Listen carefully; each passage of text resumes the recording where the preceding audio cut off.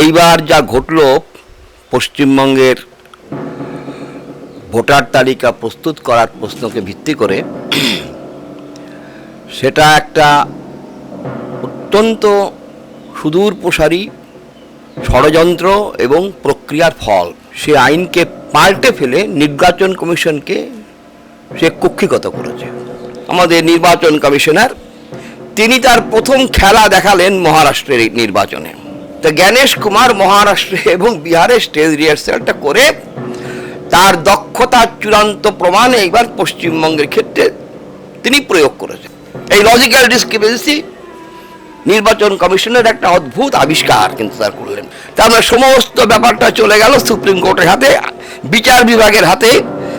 সমস্ত দুষ্কর্মের দায়টা নিয়ে এলো তারা, ইলেকশন কমিশনকে সাইডে রেখে দিল। মনে রাখতে হবে এই 27 লক্ষ কিন্তু ম্যাপড ভোটার, কিন্তু ট্রাইব্যুনাল ফাংশন করলো না।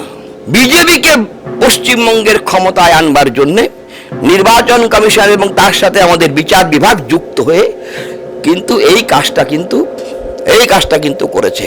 আপনার ভোটার কার্ড নাই মানে আপনার বাস্তবে নাগরিক কোনো সুযোগ সুবিধা আপনি পাবেন না।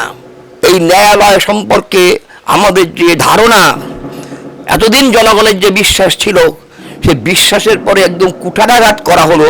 আর আপনি কিন্তু কখনোই মনে করবেন না যে আক্রমণটা যাদের নাম ভোটার লিস্ট থেকে বাদ গেছে শুধু তাদের বিরুদ্ধে আক্রমণ। এই লড়াই কোনো বিশেষ দলের লড়াই না, এই লড়াই জনগণের লড়াই, এই লড়াই সাধারণ মেহনতি মানুষের লড়াই। ইতিমধ্যে গত সোমবার এ রাজ্যের ভোটার তালিকা ফ্রিজ করে দেওয়া হয়েছে। নির্বাচন কমিশন যেটা জানিয়েছে, প্রায় 91 লক্ষ মানুষের নাম বাদ গেছে।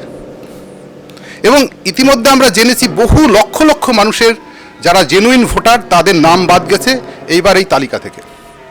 এবং তারা বিভিন্ন জায়গায় বিক্ষোভ দেখাচ্ছে, আন্দোলন করছে, পথ অবরোধ করছে, সাংঘাতিক উদ্বিগ্নের মধ্যে দিন কাটাচ্ছে। এইবার লক্ষ লক্ষ মানুষ যারা বৈধ ভোটার তারা এবার নির্বাচনে ভোট দিতে পারছে না, এই পরিস্থিতি তৈরি হয়েছে। ফলে এই নির্বাচনকেই অনেকেই এটা একটা বৈধ নির্বাচন কিনা এই নিয়ে প্রশ্ন তুলছে। এছাড়াও আমাদের এই রাজ্যে যে এসআইআর প্রক্রিয়া চলেছে তাকে ভিত্তি করে নানাবিধ প্রশ্ন উঠেছে। তার মধ্যে আরেকটা বড় প্রশ্ন হচ্ছে যে এই অন্যান্য রাজ্যে যখন এই এসআইআর প্রক্রিয়া চালু হয়েছে কোথাও কিন্তু এই লজিক্যাল ডিসক্রিপেন্সি কথাটা শোনা যায়নি। এটা আমাদের এই পশ্চিমবাংলার জন্য আমদানি করা হয়েছে। ফলে এটার বৈধতা, এটার যৌক্তিকতা নিয়েও নানাবিধ প্রশ্ন উঠেছে। কেন এলো পশ্চিমবঙ্গে এটা? আরেকটা জিনিস আমরা লক্ষ্য করেছি যে চূড়ান্ত ভোটার তালিকা প্রকাশ করেছে, তাতে দেখা গেছে যে আমাদের এই রাজ্যে যেই সব জেলাগুলো মুসলিম প্রধান সেখানে আনম্যাপড ভোটারের সংখ্যা খুবই কম। ইতিমধ্যে যে সাপ্লিমেন্টারি লিস্ট প্রকাশ ওদের কমপ্লিট হয়ে গেছে ওরা বলছে, তো এই প্রকাশের পরে দেখা গেল যে যেই যা নাম বাদ গেছে তার মধ্যে 80% মুসলিম এবং মহিলা প্রচুর। ফলে এই ঘটনাটা অনেকেই মনে করছে যে ইচ্ছাকৃতভাবেই মুসলমান এবং মহিলাদের টার্গেট করা হয়েছে। এখন আপনার কাছে আমার প্রশ্ন যে এই সমস্ত যে ঘটনা যেটা আমাদের রাজ্যের এসআইআরকে ভিত্তি করে বারবার প্রশ্ন উঠেছে, এরকম ঘটনা কেন পশ্চিমবাংলা বারবার এই এসআইআর প্রক্রিয়ার মধ্যে দেখা গেছে? এর পিছনে কেউ কেউ মনে করছে শাসক দলের বড়সড় কোনো চক্রান্ত আছে। আপনি কি তাই মনে করেন? আমি অবশ্যই তাই মনে করি। এইবার যা ঘটল পশ্চিমবঙ্গের ভোটার তালিকা প্রস্তুত করার প্রশ্নকে ভিত্তি করে, সেটা একটা অত্যন্ত সুদূর প্রসারী ষড়যন্ত্র এবং প্রক্রিয়ার ফল। এই প্রক্রিয়া শুরু হয়েছে 2023 সাল থেকে, যেদিন কেন্দ্রীয় সরকার নির্বাচন কমিশনার নিয়োগের প্রশ্নে যে আইন ছিল আগে, সে আইনকে একদম পাল্টে ফেলেছে। পাল্টে ফেলে নির্বাচন কমিশনকে সে কক্ষিগত করেছে। আগে আইন ছিল 3 জনের একটা কলেজিয়াম নির্বাচন কমিশনার নিয়োগ করবে, তার মধ্যে প্রধানমন্ত্রী, বিরোধী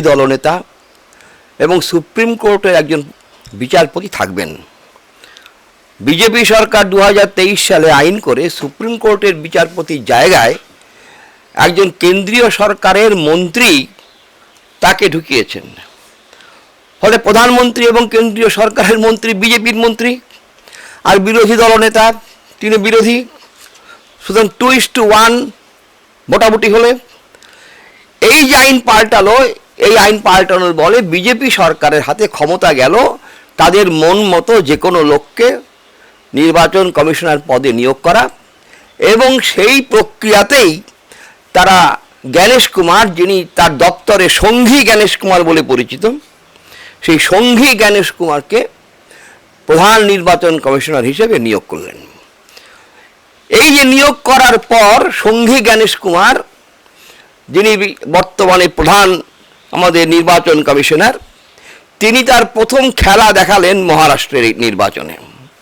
মহারাষ্ট্রের নির্বাচনে ভোটার লিস্টে ব্যাপক কারচুপি করে ভুয়ো নাম ঢুকিয়ে আসল নাম বাদ দিয়ে তিনি মহারাষ্ট্রে বিজেপিকে জিততে সাহায্য করলেন।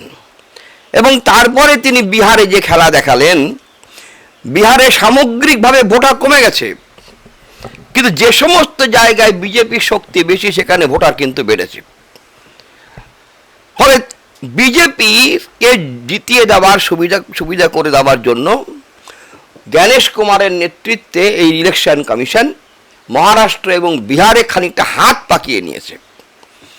হাত পাকিয়ে নিয়ে যে আমরা যখন নাটক করি তখন আমরা স্টেজ রিহার্সাল করি, তো জ্ঞানেশ কুমার মহারাষ্ট্রে এবং বিহারে স্টেজ রিহার্সালটা করে তার দক্ষতার চূড়ান্ত প্রমাণ এইবার পশ্চিমবঙ্গের ক্ষেত্রে তিনি প্রয়োগ করেছেন।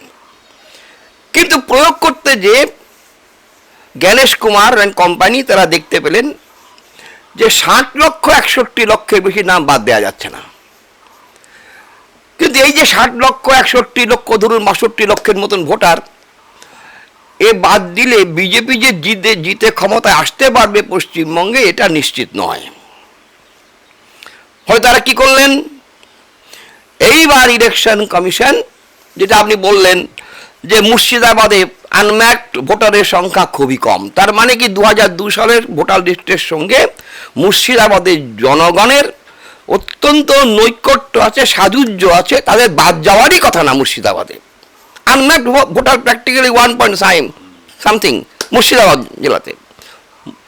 কিন্তু এবার কি করলো, নতুন একটি শব্দ, নতুন একটি জিনিস, সেটা হচ্ছে লজিক্যাল ডিসক্রিপেন্সি। লজিক্যাল ডিসক্রিপেন্সি মানে কি, ইংরেজিতে ব্যানার্জি বাংলায় বন্দ্যোপাধ্যায়, ইংরেজিতে মুখার্জি বাংলায় মুখোপাধ্যায়, মেয়ের বিয়ে হয়ে গেছে, পদবীর পরিবর্তন হয়ে গেছে, এলাকা চেঞ্জ হয়েছে, তার ফলে একজন বাবার 6টা কেন সন্তান, এই সমস্ত নানা কুযুক্তি তুলে লজিক্যাল ডিসক্রিপেন্সির ক্যাটাগরিতে তারা 60 লক্ষ সামথিং লোককে জুড়ে দিলেন। এইটা হলো নির্বাচন কমিশন, তার দায়িত্ব এই পর্যন্ত কিন্তু পালন করলেন বিজেপিকে জিতিয়ে দেওয়ার জন্য। এই লজিক্যাল ডিসক্রিপেন্সি নির্বাচন কমিশনের একটা অদ্ভুত আবিষ্কার কিন্তু তারা করলেন। অন্য জায়গায় লজিক্যাল ডিসক্রিপেন্সি তারা করেন নাই, পশ্চিমবঙ্গে আমদানি করলেন ওদের প্রয়োজন থেকে। এবার জানাই ছিল যে লজিক্যাল ডিসক্রিপেন্সি করে যখন 60,61,00,000 লোকের নাম বাদ দেবে, তখন বহু মানুষ সুপ্রিম কোর্টে যাবে, সরকার সুপ্রিম কোর্টে যাবে, নানা শক্তি সুপ্রিম কোর্টে যাবে। আমি বিশেষ করে বলতে চাই সুপ্রিম কোর্টের ভূমিকা। সুপ্রিম কোর্টের কি উচিত ছিল, তাদের তো প্রথমেই প্রশ্ন করা উচিত ছিল যে লজিক্যাল ডিসক্রিপেন্সি এই ব্যাপারটা কি লিগ্যাল। আমাদের দেশের ভোটার লিস্ট তৈরি হয় পিপলস রিপ্রেজেন্টেশন অ্যাক্ট 1950 অনুযায়ী। এই অ্যাক্ট অনুযায়ী 1952 সালে ভোট হয়েছে, 51 সালে ভোটার লিস্ট তৈরি হয়েছে, 1987 সালে কংগ্রেসের পরিবর্তন করেছে খানিকটা, 2003 সালে কিছু পরিবর্তন হয়েছে, 2008 সালে কিছু পরিবর্তন হয়েছে, 2014 সালে কিছু পরিবর্তন হয়েছে, সর্বশেষ পরিবর্তন হয়েছে 2019 সালে।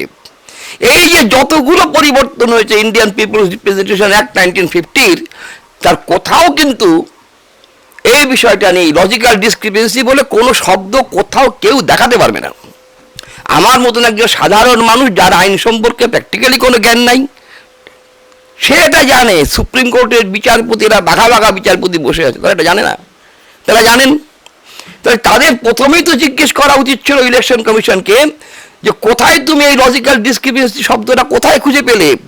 তুমি যে 60 লক্ষ 61 লক্ষ লোকের নামকে ঝুলিয়ে দিলে, on the basis of what?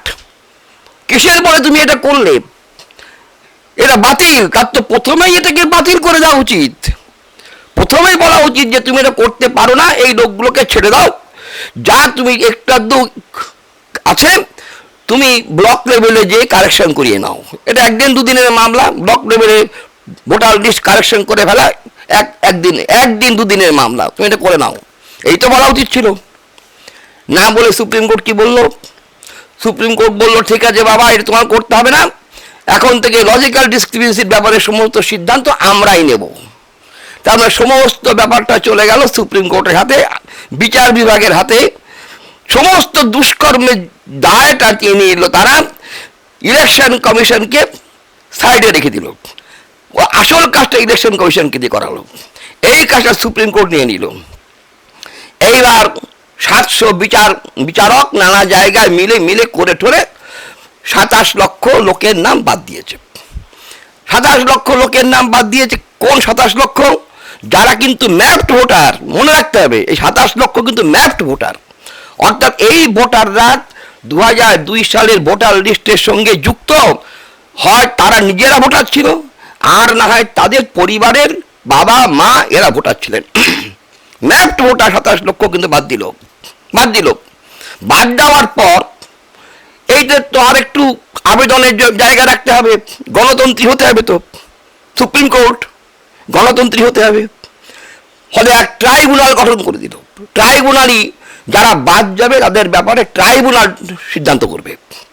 যারা বাদ যাবে তারা ট্রাইব্যুনালে দরখাস্ত করো। ট্রাইব্যুনাল তারা তৈরি করে দিলেন, কিন্তু ট্রাইব্যুনাল ফাংশন করলো না। এই দুদিন আগে তারা বলছেন বসে যে ট্রাইব্যুনাল কি করে ফাংশন করবে, এর জন্যে আমরা একটা বডি করে দিচ্ছি। বুঝুন, ভোটার লিস্ট ফ্রিজ কিন্তু হয়ে যাবে আজকে রাত 12টায়। একটা অংশের 152টা বিধানসভার ভোটার লিস্ট ফ্রিজ হয়ে গেছে। 29 তারিখে যাদের ইলেকশন হবে তাদের ভোটার লিস্ট ফ্রিজ হবে আজকে রাত 12টায়। 9 তারিখ রাত 12টায় ফ্রিজ হয়ে যাবে। ট্রাইব্যুনাল ওয়ার্ক করলো না। তার মানে কি 27 লক্ষ ভোটারের আবেদন করবার আর কোনো জায়গা থাকলো না। তারা বাদ, ম্যাপ ভোটার বাদ। Under the leadership of the supreme court, under the supervision of the supreme court বাদ। সুপ্রিম কোর্টের একজন বিচারপতি বলছেন এই যে লজিক্যাল ডিসক্রিমিনেন্সি ব্যাপারটা, এটা খুবই অস্বস্তিকর। তা আপনার অস্বস্তিকর, আপনার কাছে অস্বস্তিকর কিনা এটা তো আমাদের জানা দরকার নেই। আমরা আমাদের ন্যায় বিচার চাই। ন্যায় বিচার প্রোভাইড কিন্তু করা কিন্তু গেল না। ট্রাইব্যুনাল ফাংশন করলো না। এবং তারা কি বললেন? তারা বললেন এইবার যদি তুমি ভোট দিতে না পারো তাহলে তোমার ভোটাধিকার একদম বাতিল হয়ে গেল, ভাবার কোনো কারণ নাই। তার মানে এইবার তুমি ভোট নাও দিতে পারো, এ কথাটা সুপ্রিম কোর্টের পক্ষ থেকে বলে দেওয়া হলো। তার মানে হলো কি, এইবার তো এই 27 লক্ষ ইত্যাদি ইত্যাদি ভোট দিতে পারবে না, এটা পরিষ্কার করে দেওয়া হলো। তার এই এন্টায়ার ব্যাপারটা বিজেপিকে জেতাবার জন্যে, বিজেপিকে পশ্চিমবঙ্গের ক্ষমতায় আনবার জন্যে নির্বাচন কমিশন এবং তার সাথে আমাদের বিচার বিভাগ যুক্ত হয়ে কিন্তু এই কাজটা কিন্তু করেছে। এটা এটা এটা খুবই দুঃখজনক। এটা খুবই দুঃখজনক। এই ঘটনা ভারতবর্ষের ইতিহাসে কোনোদিন হয়নি। যতটুকু গণতান্ত্রিক অধিকার আমাদের দেশে মরতে ছিল, যতটুকু ছিল, প্র্যাকটিক্যালি তার সলিল সমাধি রচনা করা হলো। একে আমরা বলছি বাংলার মানুষের গণতান্ত্রিক অধিকার, বাংলার মানুষের মানবাধিকারের উপর ফ্যাসিবাদী আক্রমণ। এই ফ্যাসিবাদী আক্রমণ এটা অত্যন্ত বিপজ্জনক, ভয়ঙ্কর। একে প্রতিরোধ করা দরকার। এবার আরেকটা প্রশ্ন যেটা উঠছে, যারা আজকে 27 লক্ষ প্লাস ওইদিকে আপনার প্রায় 63 লক্ষ মানুষ, তার মধ্যে প্রচুর মানুষ ডিলিট হয়ে গেছে যারা সত্যি জেনুইন ভোটার। তাহলে এই যে মানুষগুলো যারা আজকে প্রতিবাদ করছে, তারা বিভিন্ন আশঙ্কার মধ্যে আসছে, তারা ভাবছে যে আমরা এদেশের নাগরিক থাকতে পারবো কিনা, আমরা নাগরিক পরিষেবা পাবো কিনা, এই সমস্ত নানা প্রশ্ন। আমাদেরকে ডিটেনশন ক্যাম্পে নিয়ে যাবে।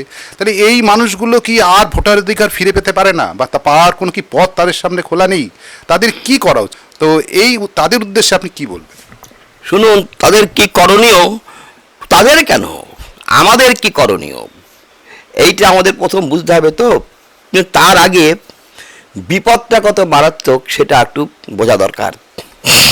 ধরুন, আসামে এনআরসি হয়েছে, আপনারা জানেন। আসামে এনআরসিতে 19 লক্ষ মানুষেরকে সন্দেহজনক বলে দেখে দেওয়া হয়েছে। এখনো তার ফয়সলা কিন্তু হয়নি। তাদের বলা হচ্ছে না যে তোমরা এদেশে নাগরিক না, আবার তাদের নাগরিকত্বের কোনো সুযোগ সুবিধাও তাদেরকে কিন্তু দেওয়া হচ্ছে না। বাস্তবে তারা কিন্তু অনাগরিকের মতনই ভারতবর্ষে আছেন। আসামের এই 19 লক্ষ মানুষ, যাদের মধ্যে 14 লক্ষই কিন্তু হিন্দু, রাজবংশী, বড়ো, রাভা, যারা শত শত হাজার হাজার বছর ধরে এই ভূখণ্ডে বাস করেন। এই রকম সব মানুষ, এরকম 14 লক্ষ মানুষ কিন্তু বাস্তবে এই রকম অবস্থায় আসামে আছে। আবার ধরুন, অতি সম্প্রতি বিহারে যে এসআইআর হয়ে গেল, বিহারে ধরুন 22 লক্ষ লোকের নাম নির্দিষ্ট করে বলছি বাদ গেছে। এই 22 লক্ষ লোকের সাথে কেমনভাবে আচরণ করা হচ্ছে।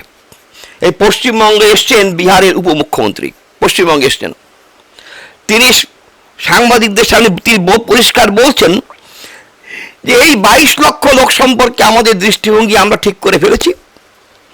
এদের রেশন দেওয়া আমরা বন্ধ করে দিয়েছি, এদের মোটর সাইকেল এবং গাড়ির ড্রাইভিং লাইসেন্স আমরা বাতিল করেছি, এবং আস্তে আস্তে আমরা এদের অন্য সমস্ত সুযোগ সুবিধা বাতিল করে দেবো।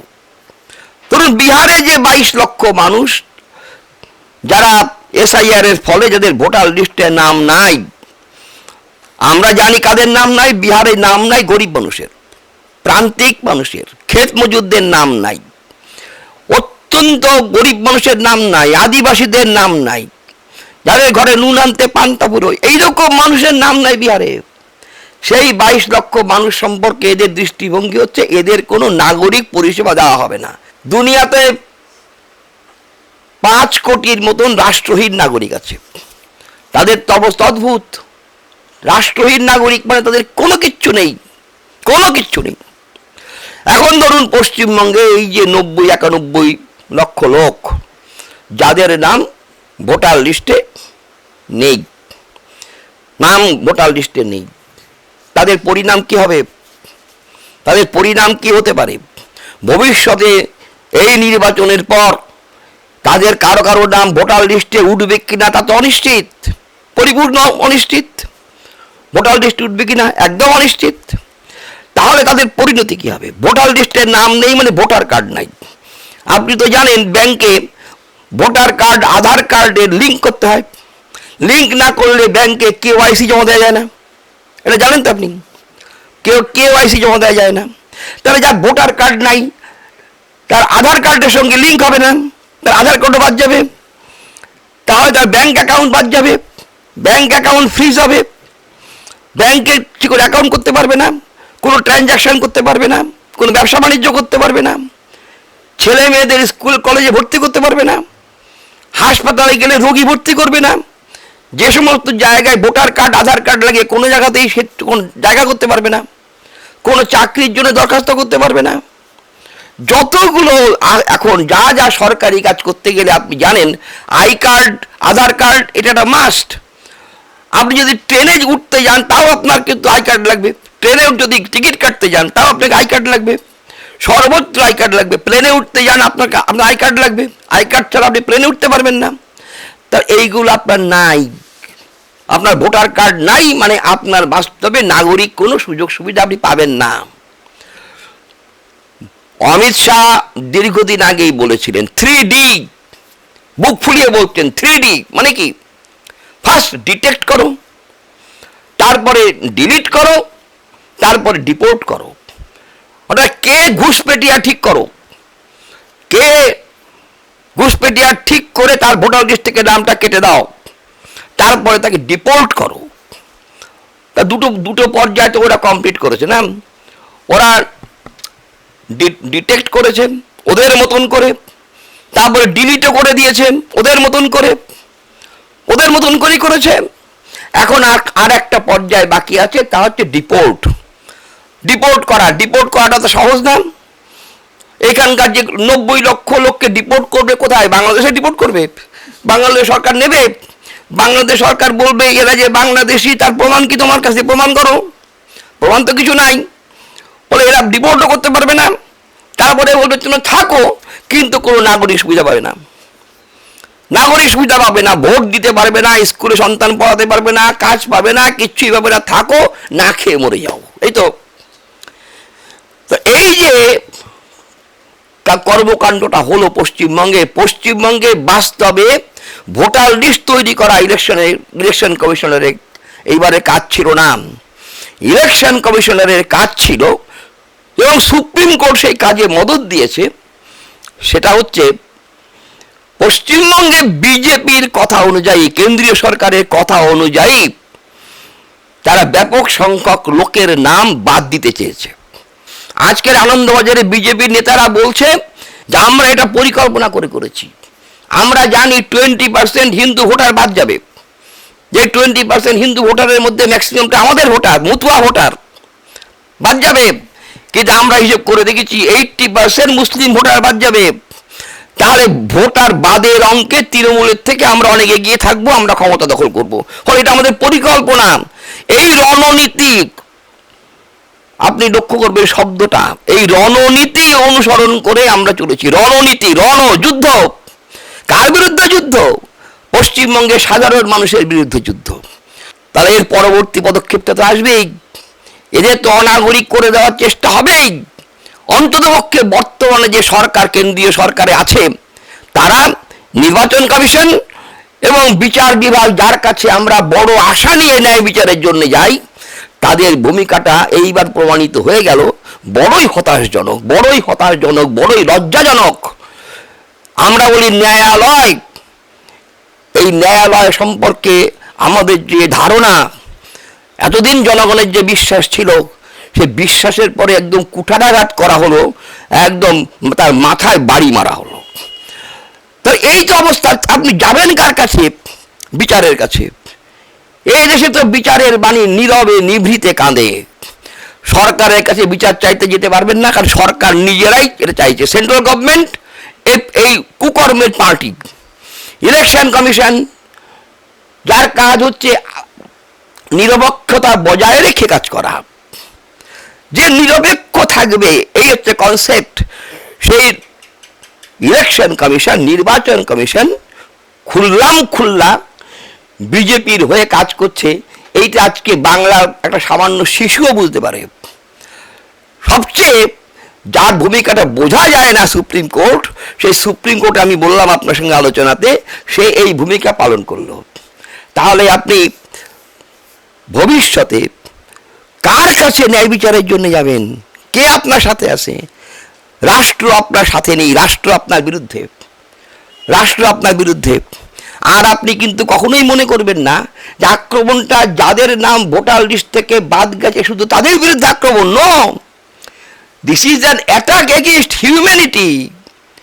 এইটা হচ্ছে ভারতবর্ষের সমস্ত শুভবুদ্ধি সম্পন্ন গণতান্ত্রিক মানুষ, ধর্মনিরপেক্ষ মানুষ, সাধারণ মানুষ, খেটে খাওয়া মানুষ, কৃষক, মজুর, নিম্ন মধ্যবিত্ত, আমাদের ঘরের মা বোন, আমাদের ঘরে যুবক যুবতী, আমাদের ঘরে ছাত্র নওজোয়ান, এই সবার পরে আক্রমণ।